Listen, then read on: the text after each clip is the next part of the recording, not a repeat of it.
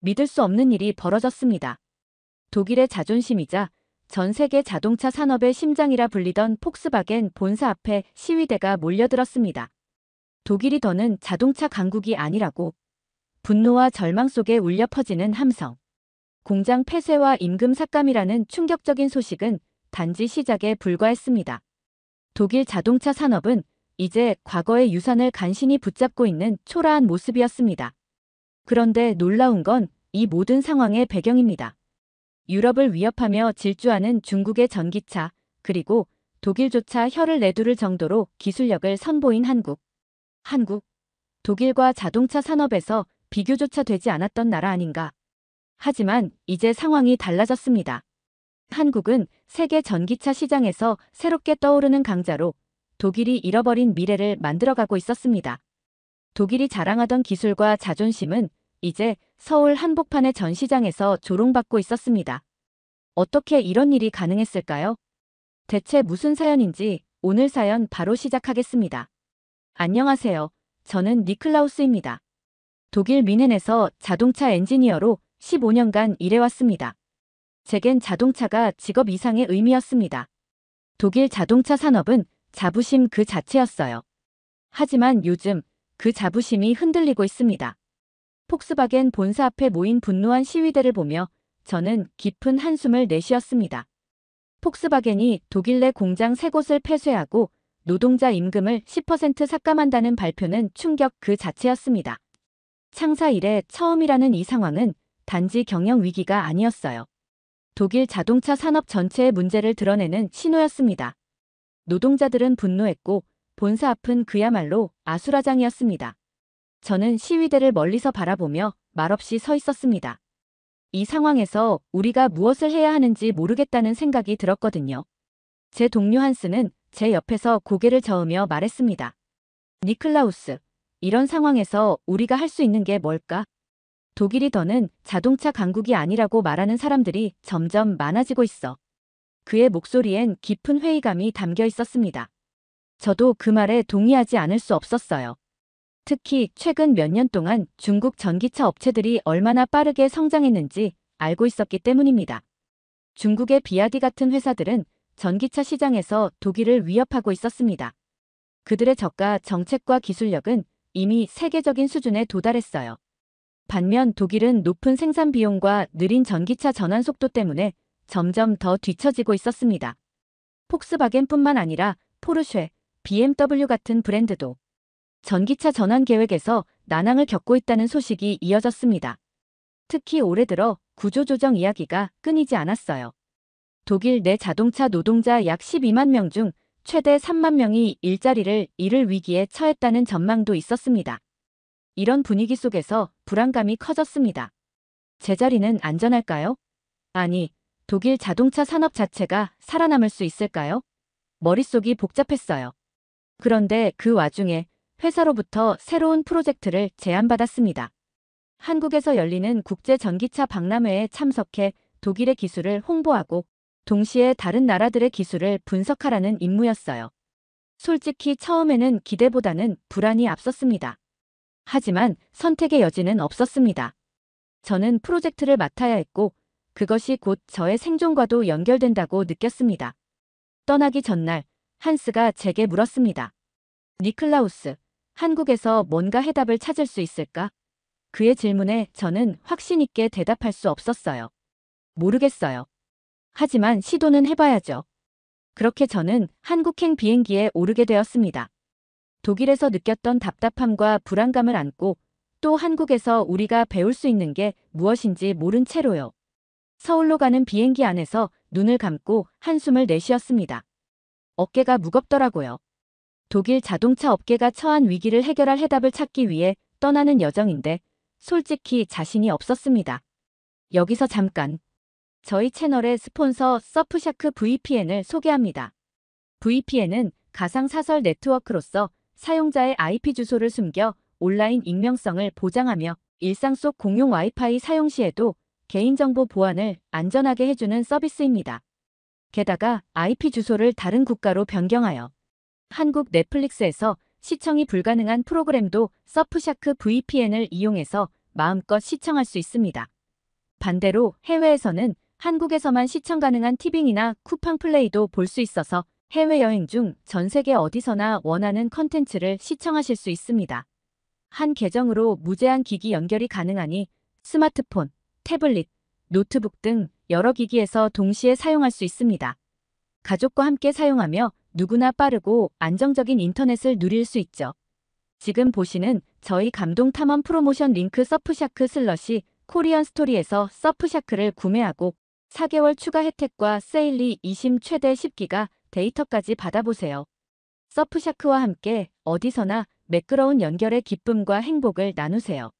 영상 설명과 고정 댓글에 링크 남겨두었으니 구독자 여러분들의 많은 관심 부탁드립니다. 다시 사연 내용으로 돌아가겠습니다. 유럽 자동차 산업은 지금 전례 없는 어려움에 직면해 있었어요. 포르쉐는 2030년까지 전기차로의 전환 계획을 사실상 폐기했고 크라이슬러와 피아트 같은 브랜드를 보유한 스텔란티스도 CEO 교체를 반복하며 고전 중이었죠. 저는 전기차 전환이 유럽에서 왜 이렇게 난항을 겪는지 이해할 수 없었습니다. 제 머릿속에 가장 크게 자리 잡은 건 시간이라는 문제였습니다. 독일은 기술 개발 속도가 너무 느렸고 정부와 기업 간의 조율도 복잡했어요. 한편으로는 트럼프 대통령이 재선되면서 미국의 인플레이션 감축법이 폐지될 가능성도 걱정거리였습니다. 만약 전기차 보조금이 사라진다면 유럽의 경쟁력은 더 심각하게 타격을 입게 될 테니까요.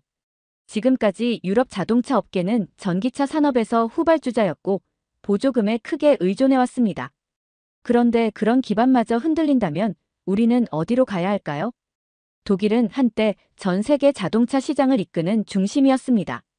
하지만 지금은 높은 생산 비용과 기술 전환 실패로 고립되어 가고 있다는 생각이 들었어요.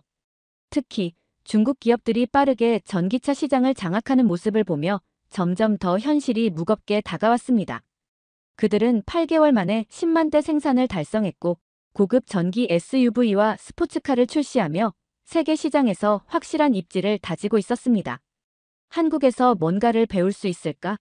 저는 이 질문을 비행 내내 스스로에게 던졌습니다. 제게 한국은 우리가 개발하는 전기차에 들어가는 배터리를 만드는 나라 정도로만 알고 있었죠. 그래서 이번 출장은 저에겐 약간의 모험처럼 느껴졌습니다. 독일과 한국은 자동차 산업에서 직접적인 경쟁 관계에 있지 않았고, 그래서 더더욱 한국이 어떤 기술적 가치를 가지고 있는지 궁금해졌습니다. 서울에 도착했을 때 공항에서 내린 순간부터 낯선 환경이 저를 긴장하게 만들었습니다. 모든 것이 빠르게 움직이고 있었어요. 대중교통, 상점, 심지어 사람들이 걷는 속도까지. 유럽의 느릿한 분위기와는 확연히 달랐습니다. 전시회 장소에 도착했을 때 저는 규모에 놀랐습니다. 배터리 기술을 홍보하는 자리가 아니라 완전히 새로운 기술 혁신의 축제 같았어요. 현대자동차와 기아가 전시한 자율주행 전기차는 첫눈에 저를 매료시켰습니다. 전기차는 운송수단이 아니라 한국에서는 첨단 기술의 결정체로 여겨지고 있었어요. 독일에서 전기차는 여전히 내연기관차의 연장선상에서 바라보는데 한국은 전혀 다른 접근 방식을 가지고 있다는 걸 알게 되었습니다.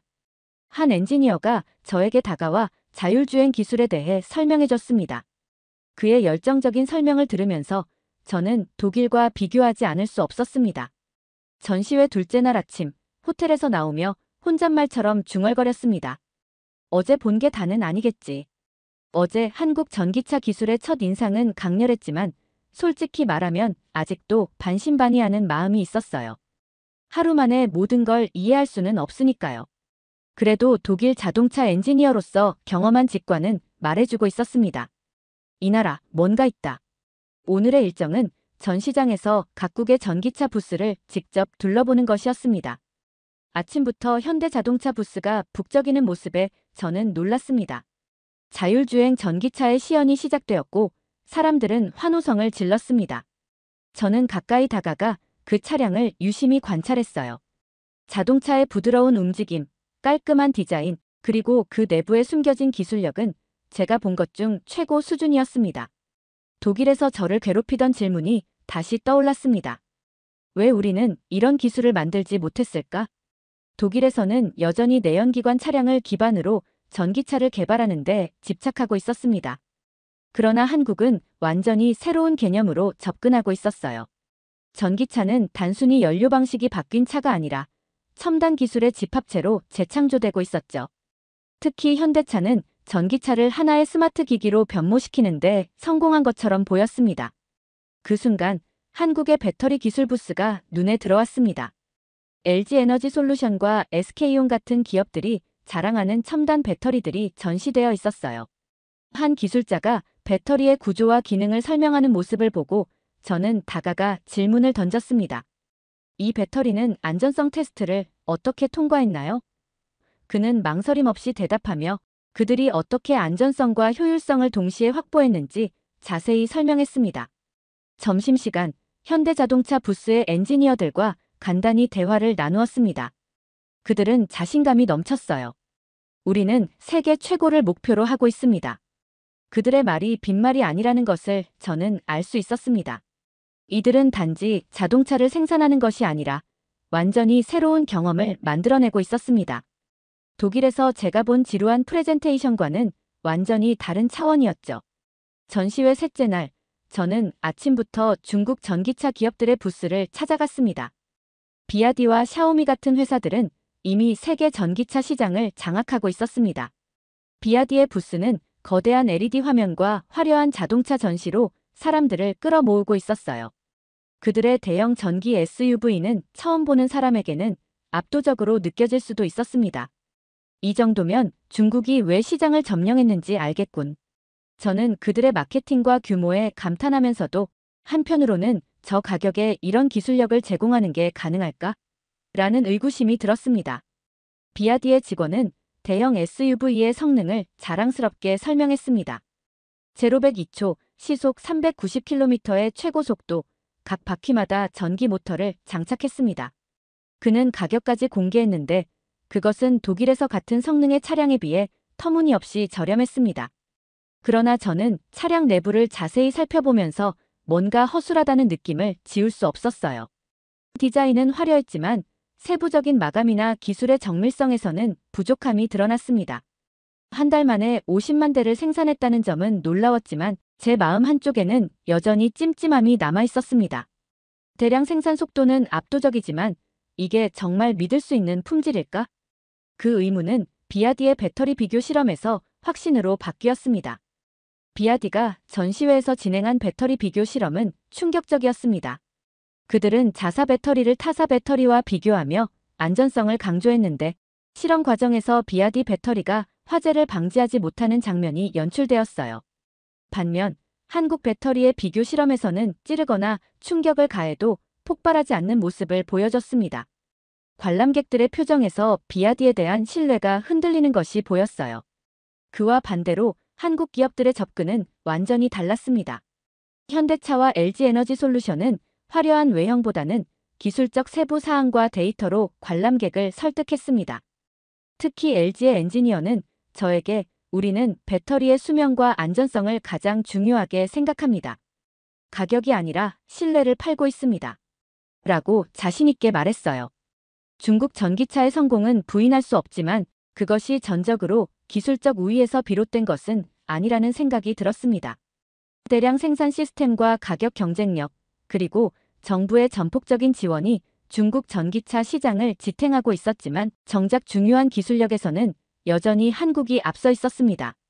특히 비아디의 차체 마감이나 배터리 안전성 같은 부분에서 그 차이는 더욱 명확해졌어요. 저는 다시 현대자동차의 부스로 향했습니다. 현대차의 전기차는 혁신의 결정체처럼 느껴졌습니다. 그들의 기술력은 외형적인 크기나 화려함으로 사람들을 압도하려 하지 않았습니다. 오히려 세부적인 부분에서 품질과 신뢰를 쌓아가고 있었습니다. 그들은 독일과 일본에서 경험하지 못한 독창성과 정밀함으로 새로운 표준을 만들고 있었습니다. 오후에는 한국의 전기차 관련 스타트업 부스를 둘러봤습니다. 제가 알지 못했던 많은 신생 기업들이 새로운 아이디어와 기술로 전기차 산업에 도전하고 있었어요. 이들 기업은 작지만 놀라운 기술력을 가지고 있었습니다. 자율주행 기술이나 배터리 재활용 기술 같은 영역에서 독특한 솔루션을 제공하고 있었습니다. 전시회가 끝난 뒤 저는 한국의 작은 카페에 앉아 오늘 하루를 정리했습니다. 중국 전기차는 빠르고 저렴하며 분명 세계 시장에서 큰 파급력을 가지고 있었습니다. 하지만 한국은 완전히 다른 방향으로 나아가고 있었어요. 가격이 아니라 품질로, 양이 아니라 혁신으로 승부하고 있었습니다. 중국이 속도로 승부를 본다면 한국은 방향성을 제시하고 있군. 저는 그 차이를 분명히 느꼈습니다. 독일이 놓친 혁신의 방향성. 그 해답이 한국에 있다는 생각이 들었습니다. 다음 날 아침, 저는 LG 에너지 솔루션과 SK온의 배터리 기술 부스를 집중적으로 탐방하기로 마음먹었습니다. 어제 한국 배터리의 안전성과 신뢰성을 직접 본 뒤 이 기술이 전기차 성공의 핵심이라는 사실을 깨달았거든요. 먼저 LG 에너지 솔루션 부스로 향했습니다. 부스 입구부터 그들의 자신감이 느껴졌습니다. 세계 1위 배터리 기업이라는 문구가 큼지막하게 쓰여 있었어요. 저는 그곳에서 만난 엔지니어에게 질문을 던졌습니다. 어떻게 이렇게 높은 수준의 배터리를 개발할 수 있었나요? 그는 웃으며 답했습니다. 이것은 우리 전기차의 심장입니다. 우리는 심장이 건강해야 차가 제대로 작동한다고 믿어요. 그의 설명은 이어졌습니다. LG의 배터리는 단순히 용량이나 속도로 경쟁하지 않았습니다. 충전 속도, 안전성, 그리고 긴 수명을 고루 갖추고 있었죠. 특히 고온에서도 안정적으로 작동하는 기술과 효율적인 에너지 사용 방식은 제가 독일에서 본 배터리 기술보다 한 단계 앞선 것처럼 느껴졌습니다. 엔지니어는 시연을 통해 이 배터리가 얼마나 안전한지 보여줬습니다. 특정 충격을 가해도 폭발하지 않고 오히려 자체적으로 발열을 억제하는 시스템을 직접 확인할 수 있었어요. 관람객들은 환호했고 저 역시 고개를 끄덕이며 그 기술력에 감탄했습니다. 그 다음 SK온 부스를 찾았습니다. 이곳에서도 배터리 기술은 혁신의 결정체로 다뤄지고 있었습니다. 특히 자율주행 차량에 최적화된 배터리 시스템은 저를 놀라게 했습니다. 이들은 충전 속도를 기존보다 30% 이상 단축시키는 동시에 수명은 2배로 늘렸다고 설명했어요. 독일에서라면 상상하기 어려운 수준이었습니다. 저는 한국 기업들이 이렇게 앞선 기술을 개발할 수 있었던 비결이 궁금해졌습니다. SK온의 연구원에게 물어보니 그 대답은 단순했습니다. 우리는 시장을 따라가는 것이 아니라 시장을 창조하려고 합니다. 이 말은 저에게 깊은 인상을 남겼습니다. 독일은 여전히 내연기관차 시장의 중심에서 전기차로 전환하려는 과정에 머물러 있었지만 한국은 이미 새로운 시장을 만들고 있었던 겁니다. 그날 오후에는 한국 배터리 기술의 해외 진출 사례를 소개하는 발표가 있었습니다. 발표에서는 LG와 SK가 테슬라와 같은 세계적인 전기차 제조사의 배터리를 공급하며 세계 시장에서 영향력을 넓히고 있다는 점을 강조했습니다. 배터리 기술 외에도 한국은 재활용 기술에도 앞서 있었습니다. LG와 SK는 폐배터리에서 희귀 금속을 추출해 다시 활용하는 방식을 시연했습니다. 이는 환경 문제를 해결하는 동시에 비용을 절감할 수 있는 혁신적인 방법이었어요. 한국의 배터리 산업이 제품 생산에 그치지 않고 지속 가능한 발전까지 내다보고 있다는 점에 감동했습니다. 전시회 마지막 날, 저는 현대자동차의 글로벌 전략 발표를 들으러 갔습니다. 이 발표는 한국이 어떻게 전 세계 전기차 시장에서 입지를 다지고 있는지 보여주는 자리였어요. 사람들로 가득 찬 발표장은 이미 뜨거운 열기로 가득 차 있었습니다. 현대자동차의 글로벌 전략 책임자가 단상에 올라섰습니다. 그는 자신감에 차 있었고 발표 첫 마디부터 강렬했습니다. 우리는 세계의 미래를 움직이고 있습니다. 저는 속으로 피식 웃었어요. 너무 과장된 말이 아닐까? 하지만 그가 이어서 보여준 데이터와 영상은 제 비웃음을 순식간에 사라지게 했습니다. 현대자동차는 이미 북미와 유럽 시장에서 강력한 입지를 다지고 있었습니다. 발표자는 현대차가 자율주행 기술을 기반으로 한 전기차 판매량에서 북미 시장 2위를 기록했다고 강조했어요. 그건 테슬라 다음이잖아. 저는 깜짝 놀랐습니다. 테슬라와 같은 거대 기업을 제외하면 현대차는 이미 미국 시장에서 굳건한 위치를 확보하고 있었습니다. 발표자는 여기서 멈추지 않고 현대가 남미, 동남아, 그리고 중동 시장에서의 성장 가능성을 언급했습니다. 동남아 시장에서 현대자동차의 점유율은 가파르게 상승하고 있었습니다. 발표자는 동남아 지역의 기후와 도로, 환경에 최적화된 모델을 개발했다고 설명했습니다. 특히 중형 전기 SUV는 동남아에서 폭발적인 반응을 얻고 있었습니다. 저는 솔직히 부러웠습니다.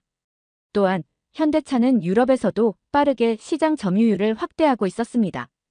독일이 자랑하던 자동차 산업의 고향에서 한국 기업이 주목받는다는 사실은 놀라웠습니다.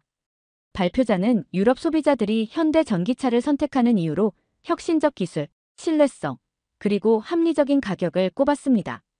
특히 독일 시장에서 현대차의 점유율이 꾸준히 상승하고 있다는 데이터는 저를 더욱 놀라게 했습니다. 이 발표에서 가장 인상적이었던 것은 한국의 대규모 배터리 생태계와 협업 전략이었습니다. 현대차는 SK온, LG에너지솔루션과 같은 한국 배터리 기업과 긴밀히 협력하며 전 세계에 걸친 생산 네트워크를 구축하고 있었습니다.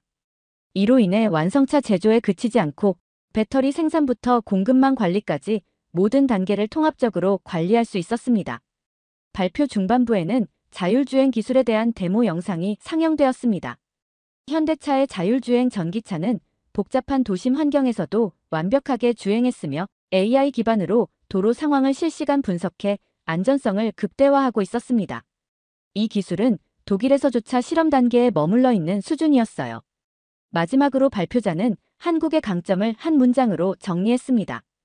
한국은 가격과 기술의 균형을 맞춘 유일한 국가입니다. 이 말은 사실이었습니다. 중국은 가격으로 밀어붙이고 있었고 독일은 기술력만을 강조하며 비싼 가격을 고수하고 있었습니다. 하지만 한국은 품질과 가격의 적절한 조화를 통해 전 세계 시장을 공략하고 있었습니다. 발표가 끝난 뒤 저는 현대자동차의 글로벌 전략 담당자와 잠시 대화를 나눴습니다. 당신들은 어떻게 이렇게 짧은 시간에 전 세계에서 경쟁력을 가질 수 있었나요? 제가 묻자 그는 웃으며 대답했습니다. 한국은 도전할 때 한계를 두지 않습니다. 우리가 테슬라를 넘을 거라고 믿는 이유도 그것입니다. 그 말은 자신감 이상의 철학처럼 느껴졌습니다. 마지막 일정으로 저는 중국 비아디의 한국 진출 전략 발표를 들으러 갔습니다. 비아디는 전 세계 전기차 판매 1위를 차지하고 있으며 이제 한국 시장에서 본격적인 공세를 펼칠 준비를 하고 있었습니다. 그들의 발표장은 꽉 들어찬 관객들로 북적였고 저는 이들이 한국에서 어떤 계획을 세우고 있는지 직접 확인하고 싶었습니다. 비아디의 발표자는 자신만만한 목소리로 말문을 열었습니다. 비아디는 한국에서 새로운 전기차의 기준을 세울 것입니다. 그들은 자율주행 기술, 고성능 배터리, 그리고 저렴한 가격을 내세워 한국 시장을 공략할 것이라고 선언했습니다. 특히 이번에 출시 예정인 소형 전기 SUV 모델인 아토3는 중국에서 이미 성공을 거둔 차량이었습니다. 발표자는 이 모델이 한국 소비자들에게 완벽히 맞춰졌다고 주장하며 가격 경쟁력을 강조했습니다. 저는 비아디가 주장한 가격을 듣고 놀랐습니다. 기아의 저가 전기차보다 500만 원 이상 저렴하다니.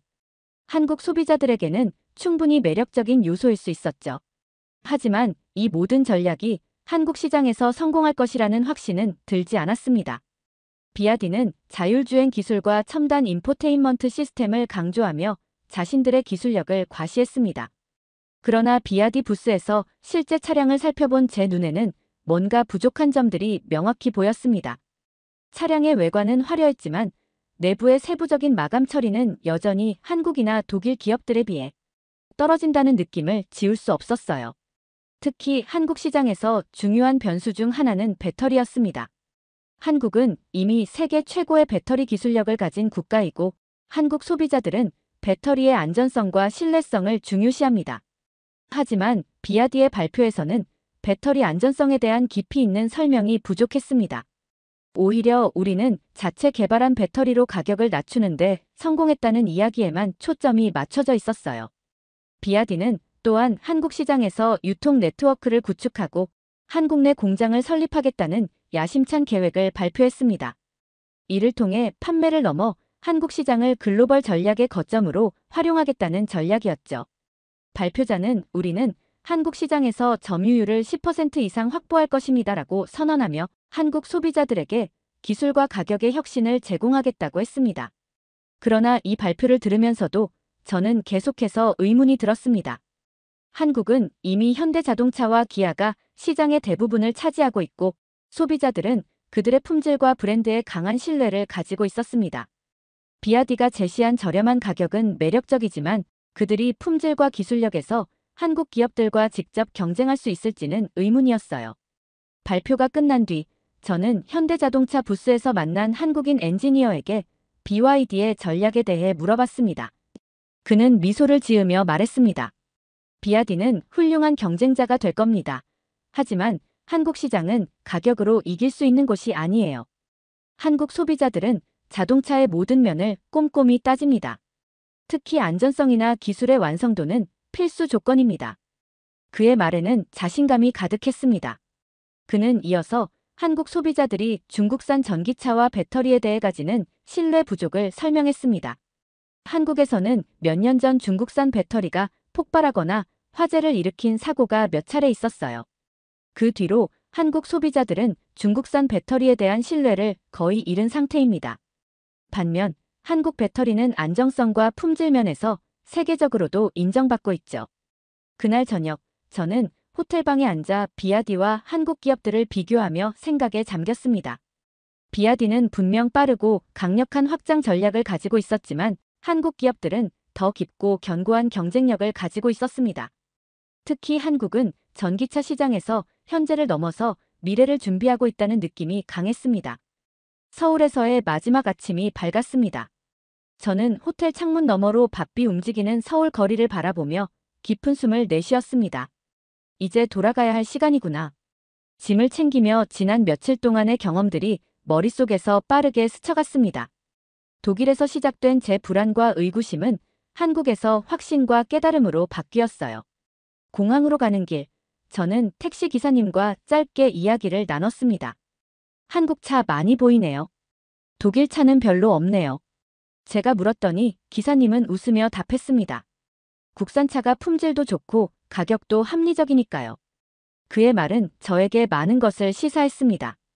독일이 과거의 영광에 갇혀 기술력만을 과신하며 비싼 가격을 고수하는 동안 한국은 소비자의 실질적인 요구를 파악해 시장을 장악하고 있었던 겁니다.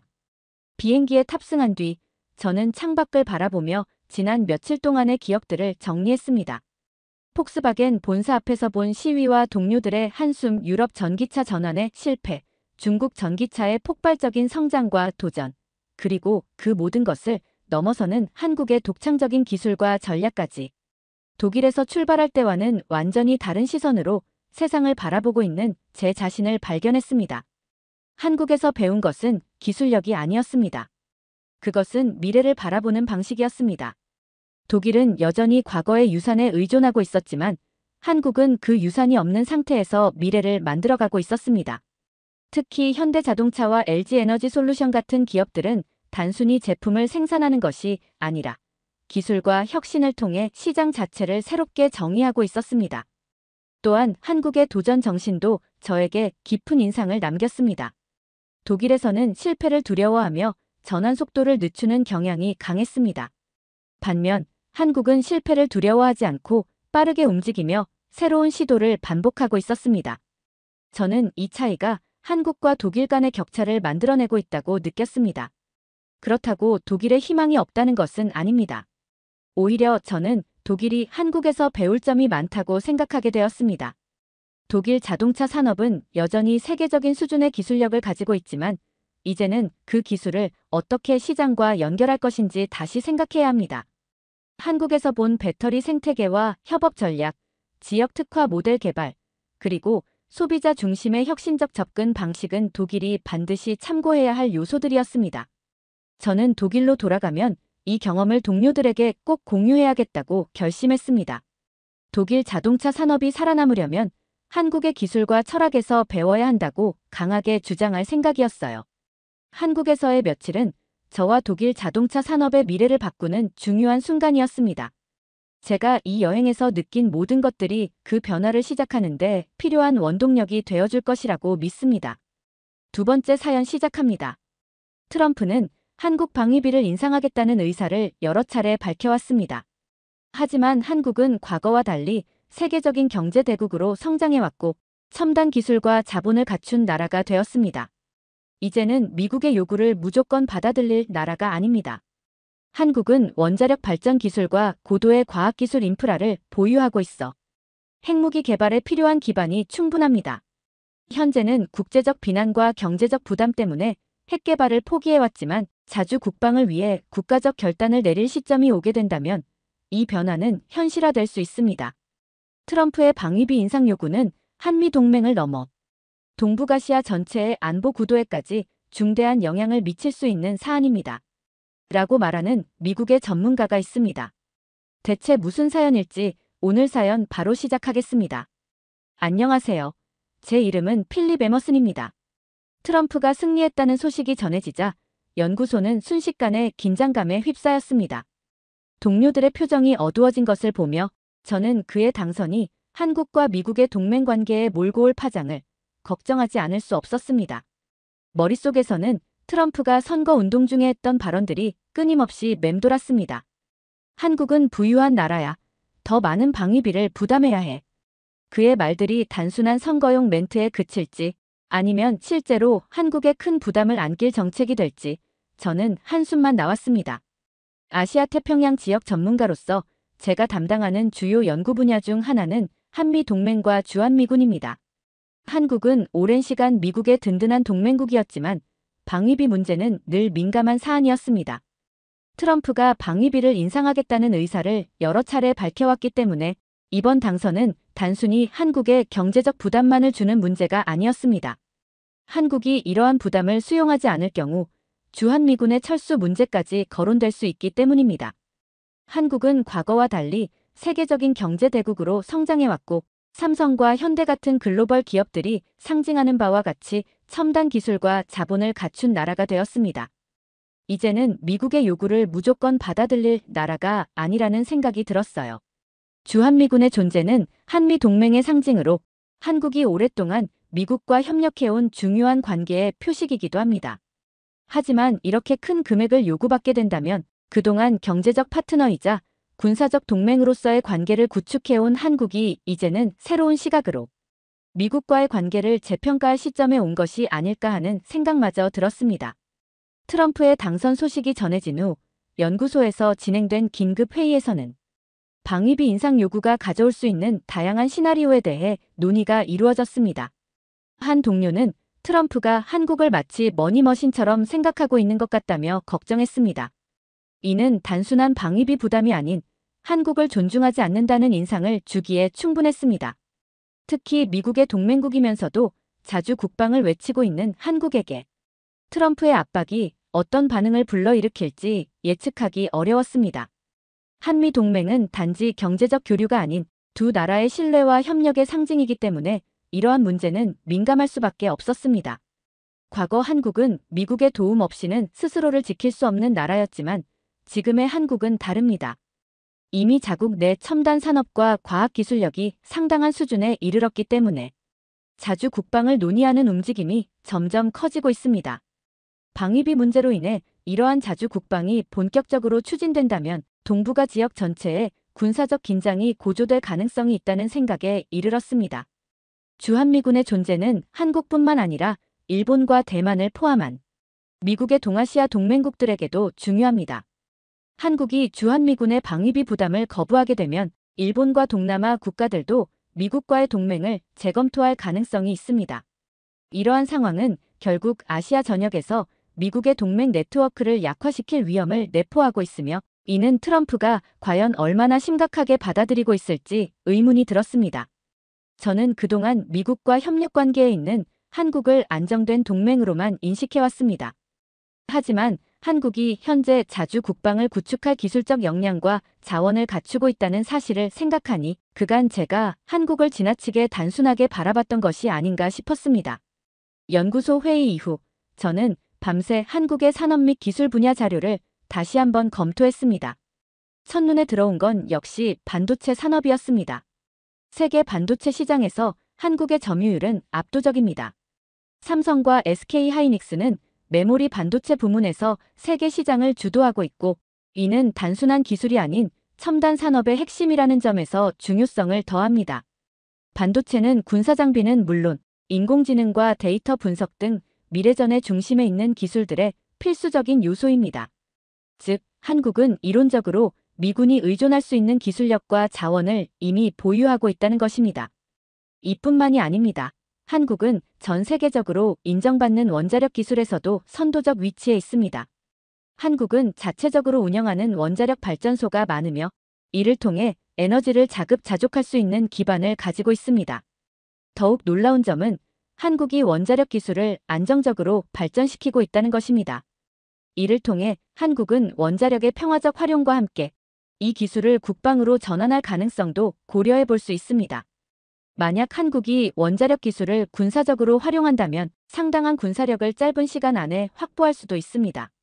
최근에는 배터리 기술과 AI 분야에서도 한국의 성장은 두드러집니다. LG화학과 SK이노베이션은 전기차 배터리 분야에서 글로벌 톱 기업으로 평가받고 있으며 이는 전기차 산업뿐만 아니라 국방에서의 활용 가능성을 더욱 넓히고 있습니다. 한국이 자주 국방 체제를 구축하는데 전기차 배터리 기술을 활용한다면 이는 단순한 방어 체계를 넘어선 혁신적인 국방 체제를 마련할 가능성을 시사합니다. AI 기술 또한 한국의 독립적인 방위 체제를 지원할 강력한 요소가 될 수 있습니다. 군사 인공지능 시스템을 개발하여 미군에 의존하지 않고도 실시간 위협을 분석하고 대응할 수 있는 시스템을 갖추게 된다면 이는 자주 국방에 있어 한국의 강력한 무기가 될 것입니다. 이런 인프라와 기술력은 저에게 있어서 큰 충격이었습니다. 한국은 과거와 달리 이제는 첨단 무기나 기술을 다른 나라에 의존하지 않고 자체적으로 생산할 수 있는 국가입니다. 과거 한국이 미국의 방위에 의존했던 시절을 떠올리며 그때와는 달리 이제는 한국이 자주 국방을 선택할 수 있는 능력을 보유했다는 사실에 감탄하지 않을 수 없었습니다. 그동안 미국은 한국이 자국의 방어에 의존할 수밖에 없다고 생각해왔고 방위비 협상에서 우위를 점해왔습니다. 그러나 이제는 한국의 입장에서도 방위비 분담에 대한 부담을 과도하게 떠안기보다 자주 국방의 가능성을 적극 검토할 수 있는 상황이 된 것입니다.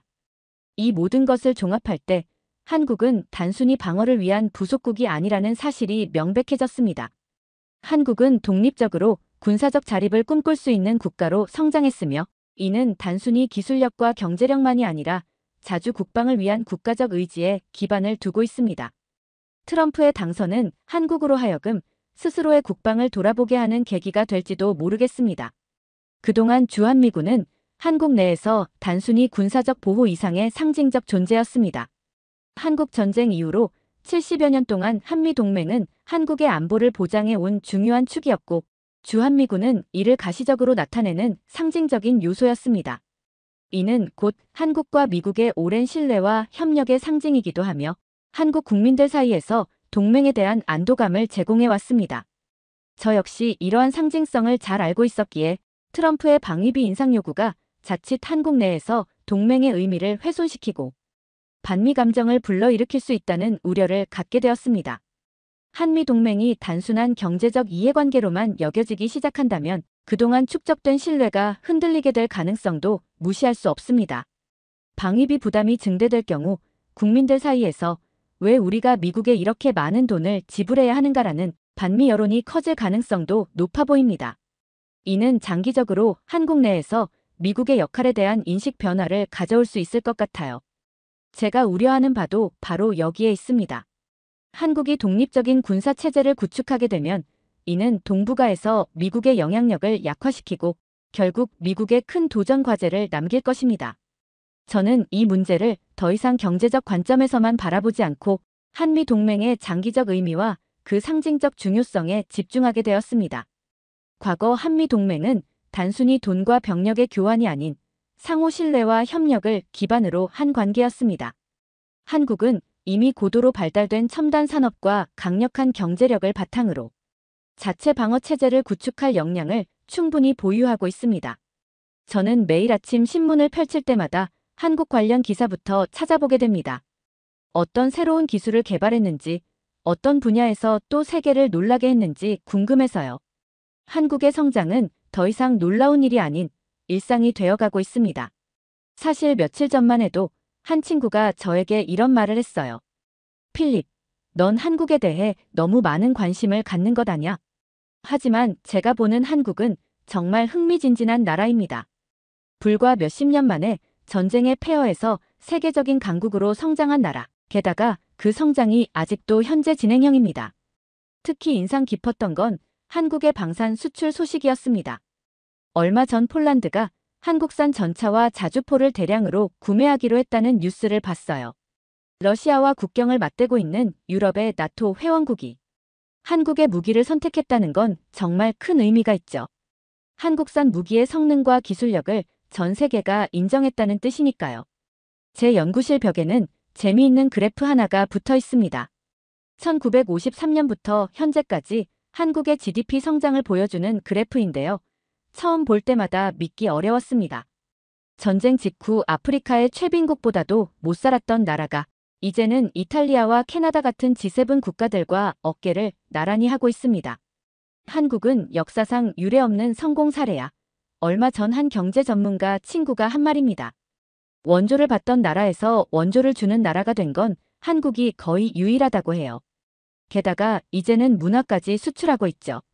BTS, 블랙핑크 같은 K-팝 스타들은 제 10대 조카들이 더 잘 알 정도죠. 연구소 동료들과 점심을 먹으며 종종 한국 얘기를 합니다. 한국이 만약 독자적인 핵무장을 결정한다면 6개월이면 충분할 거야. 한 동료가 한 말인데요. 솔직히 과장이 아닐 수 있다고 생각합니다. 한국은 이미 세계 최고 수준의 원자력 기술을 보유하고 있으니까요. 다만 지금까지는 스스로 자제해온 것뿐이죠. 최근에는 한국의 우주산업 발전도 눈에 띕니다. 누리호 발사 성공은 한국이 이제 자체 기술로 인공위성을 쏘아 올릴 수 있다는 걸 보여줬어요. 우주 개발 기술은 곧 미사일 기술과도 직결되죠. 한국이 이제는 거의 모든 첨단 분야에서 세계적인 수준에 도달했다는 걸 실감하게 됩니다. 트럼프가 한국을 너무 얕보는 게 아닐까? 연구소 동료 중 한 명이 던진 말입니다. 저도 같은 생각이에요. 더 이상 한국은 미국의 보호가 절대적으로 필요한 나라가 아닙니다. 오히려 미국이 한국과의 협력이 더 필요할 수도 있죠. 반도체나 배터리 같은 핵심 기술 분야에서는 한국이 이미 미국을 앞서가고 있습니다. 얼마 전에는 한국의 한 연구소가 개발한 AI 기술이 세계 대회에서 1위를 차지했다는 소식도 들었습니다. 인공지능은 미래 전쟁의 핵심 기술이 될 텐데 이 분야에서도 한국이 최상위권에 올라 있다는 건 정말 인상적입니다. 사실 이런 이야기를 하다 보면 가끔은 좀 무섭기도 해요. 한국이 이렇게 빨리 성장할 수 있었던 건 어쩌면 위기의식 때문이 아니었을까요? 북한의 위협, 주변 강대국들의 압박, 이런 환경이 한국을 더 강하게 만들었는지도 모르겠네요. 제 책상 위에는 최근 본 한 기사가 있습니다. 한국의 차세대 전투기 KF-21 개발 소식을 다룬 건데요. 기자는 이렇게 썼더군요. 한국은 이제 세계에서 단 6번째로 자체 스텔스 전투기를 개발한 나라가 되었다. 미국, 러시아, 중국, 일본, 유럽연합, 그리고 이제 한국입니다. 지난 몇 년간 한국은 국방 자립을 목표로 많은 투자를 해왔습니다. 대표적인 사례로는 K2 흑표 전차와 KF-21 보람의 전투기 같은 최첨단 무기를 자체 개발해내면서 한국이 무기 자립화를 위해 얼마나 많은 노력을 기울여 왔는지를 증명했습니다. 한국이 군사기술을 자체 개발하고 이를 통해 자주 국방의 토대를 쌓아온 것은 단지 경제적 이익을 위한 것이 아니라 미국에 지나치게 의존하지 않으려는 독립적인 방어체계를 갖추기 위한 준비라고 볼 수 있습니다.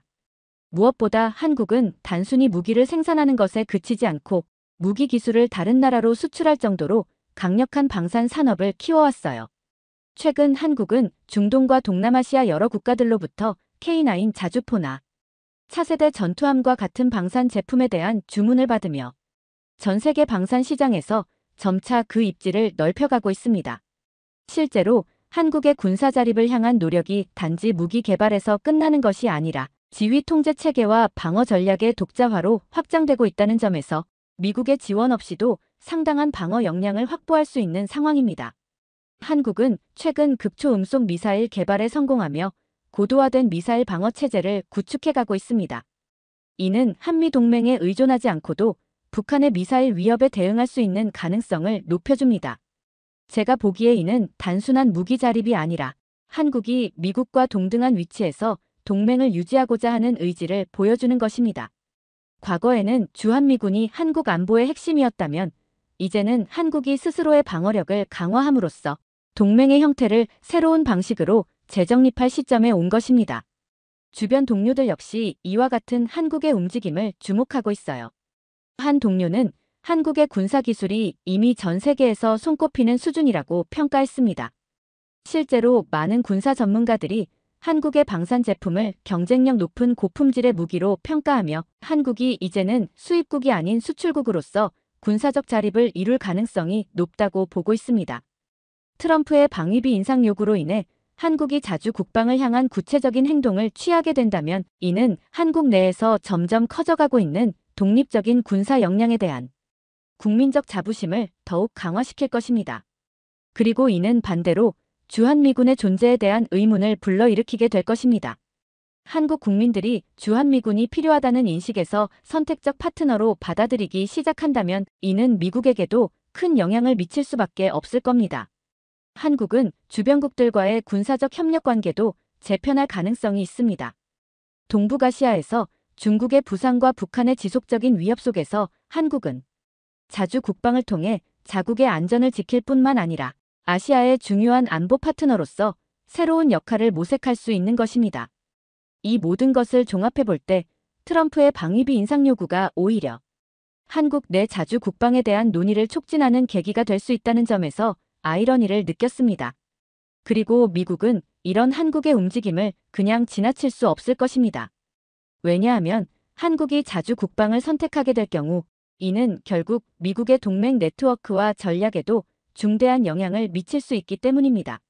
미국이 이 상황을 어떻게 풀어나갈지는 아직 예측하기 어렵지만 한 가지 분명한 것은 이제 한국이 더 이상 과거의 한국이 아니라는 것입니다. 첨단 기술과 독립적인 방어 체제를 구축할 능력을 갖춘 한국은 더 이상 수동적인 동맹국이 아닌 능동적이고 자주적인 국가로서의 길을 가고자 하는 의지를 보여주고 있습니다. 전후 가난했던 한국이 미국의 원조로 경제를 일으켰던 시절은 이미 오래전의 일이 되었고 지금의 한국은 세계 경제의 주도적인 역할을 수행하고 있는 그야말로 글로벌 경제 강국이 되었습니다. 삼성, 현대, LG와 같은 기업들은 글로벌 시장을 선도하고 있으며 한국의 경제는 이제 독자적으로도 강력한 영향력을 발휘할 수 있는 수준입니다. 이런 상황에서 트럼프의 무리한 방위비 인상 요구는 한국에게 일방적으로 비용을 부담하라는 메시지로 들릴 수밖에 없습니다. 며칠 전 회의에서 저와 동료들은 만약 트럼프가 당선된다는 시나리오로 한국이 이 요구에 어떻게 반응할지에 대해 열띤 논의를 나눴습니다.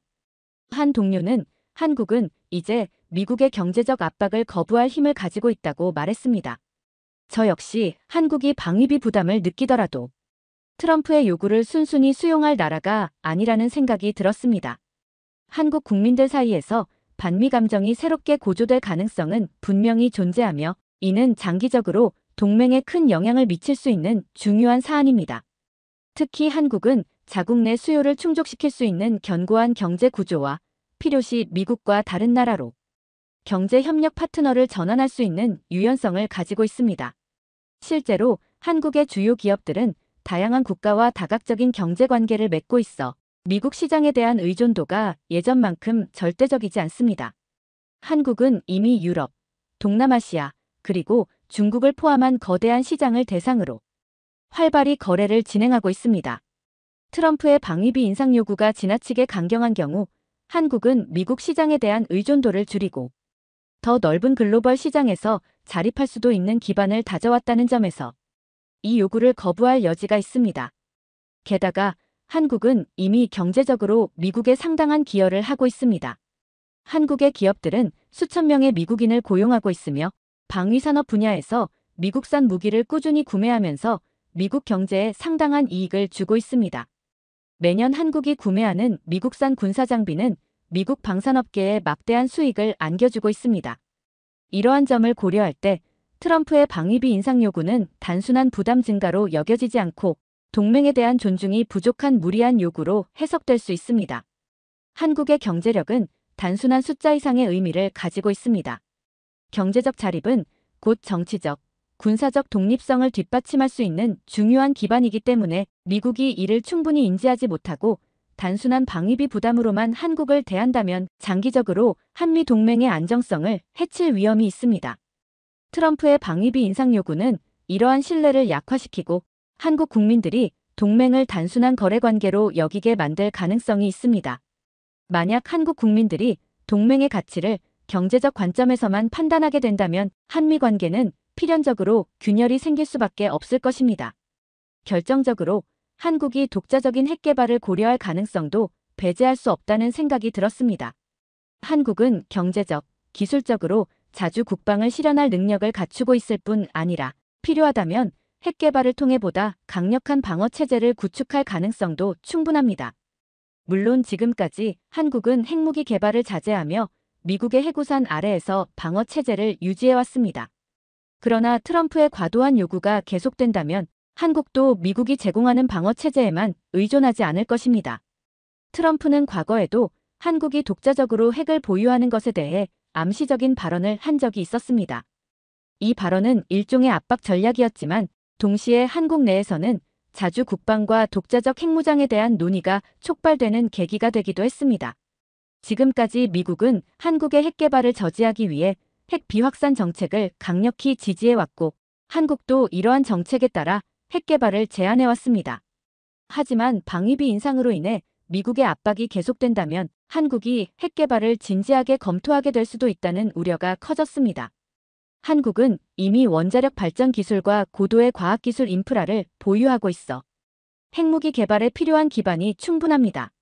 현재 한국은 평화적 원자력 이용을 위한 기술을 발전시켜왔고 다수의 원자로를 운영하며 자국의 에너지 자급자족을 실현해왔습니다. 물론 핵 개발에 대한 가능성은 한국 내에서도 민감한 주제입니다. 현재는 국제적 비난과 경제적 부담 때문에 핵 개발을 포기해왔지만 자주 국방을 위해 국가적 결단을 내릴 시점이 오게 된다면 이 변화는 현실화될 수 있습니다. 동아시아에서 군비 경쟁이 시작된다면 이는 그동안 유지되어 온 힘의 균형을 크게 뒤흔들게 될 것입니다. 저는 한국이 독자적인 핵무기를 보유하게 된다면 그 영향이 한국에 그치지 않고 일본과 대만, 나아가 동북아 전체로 확산될 수 있음을 우려했습니다. 한국의 핵 개발 소식이 전해진다면 일본도 독자적인 핵 개발을 고려하지 않을 수 없을 것입니다. 일본은 이미 고도의 기술력을 보유하고 있으며 정치적 상황이 변화한다면 핵 개발이 전혀 불가능한 이야기는 아닙니다. 이렇게 되면 한미 동맹을 넘어 아시아 전체에서 핵 무장을 둘러싼 군비 경쟁이 시작될 수 있습니다. 이는 동북아시아에서 장기적인 불안정을 야기할 수 있는 위험한 요소가 됩니다. 더욱이 한국이 핵 개발을 시작하면 중국은 이에 강력히 대응할 것입니다. 한국과 일본, 대만까지 독자적인 방어 체제를 구축하는 움직임이 가속화되면 중국도 군비를 증강하고 더 공격적인 외교 정책을 펼칠 가능성이 높아집니다. 이는 아시아에서 미중 간의 전략적 균형을 깨뜨릴 수 있으며 결국 미국은 아시아에서 영향력을 유지하기 위해 더 많은 자원과 예산을 투입해야 할 것입니다. 미국의 입장에서 이러한 핵 확산과 군비 경쟁은 큰 도전이 될 것입니다. 미국은 핵 비확산을 주요 외교 정책으로 삼아왔고 동맹국들마저 독자적으로 핵무기를 개발하는 상황을 매우 꺼려왔습니다. 만약 한국이 자주 국방을 위해 핵 개발을 본격화한다면 이는 미국의 외교 정책에도 심각한 타격을 줄 것입니다. 현재 상황은 한미 동맹이 단순히 안보를 위한 관계가 아닌 경제적 협력과 문화적 교류까지 포함한 복합적인 관계로 발전해왔음을 보여줍니다. 이제 한국은 경제적으로도 독립적이며 방산 기술을 비롯한 첨단 과학 기술력에서 세계의 선두를 달리고 있습니다. 만약 동맹이 단순한 경제적 이해관계로만 접근된다면 이는 그동안 구축해온 상호 신뢰와 협력의 관계를 약화시킬 수밖에 없습니다. 결국 트럼프의 방위비 인상 요구는 한미 동맹을 넘어 동북아시아 전체의 안보 구도에까지 중대한 영향을 미칠 수 있는 사안이 되었습니다. 한국이 자주 국방을 실현하게 된다면 미국은 아시아에서 새로운 전략적 동맹 구도를 찾아야 할 것이며 이는 결코 쉬운 일이 아닐 것입니다. 아시아에서 중국의 영향력이 커지고 있는 지금 미국은 기존의 동맹 관계를 재정립하고 아시아에서의 영향력을 유지하기 위해 새로운 접근이 필요해 보입니다. 마지막으로 저는 이번 사태를 통해 한미 동맹의 의미를 재정의하는 기회가 될 수 있음을 느꼈습니다. 동맹이 단순히 금전적 부담이나 군사적 보호로만 이어져서는 그 의미를 잃어버리기 쉽습니다. 한미 동맹은 그 이상의 가치를 가지고 있어야 하며 상호 존중과 신뢰를 바탕으로 미래를 향해 함께 나아갈 수 있는 협력 관계로 발전해야 한다고 생각합니다. 한국이 경제적 독립을 이루고 자주 국방을 실현할 능력을 갖춘 지금 미국 역시 동맹의 새로운 형태를 모색할 필요가 있습니다. 더 이상 한국은 단순한 보호 대상이 아니라 동등한 파트너로서 새로운 역할을 수행할 준비가 되어 있습니다. 한미 동맹이 단순한 군사적 파트너십을 넘어 아시아와 태평양 지역의 평화를 위한 진정한 협력 관계로 발전할 수 있기를 바랍니다. 저는 앞으로도 미국과 한국이 서로를 신뢰하며 동반자로서 지속적인 발전을 이루어 나가길 희망합니다. 오늘 사연이 재미있으셨다면 구독과 좋아요, 알림 설정까지 부탁드립니다. 더 재미있는 사연으로 돌아오겠습니다. 이상 감동탐험이었습니다.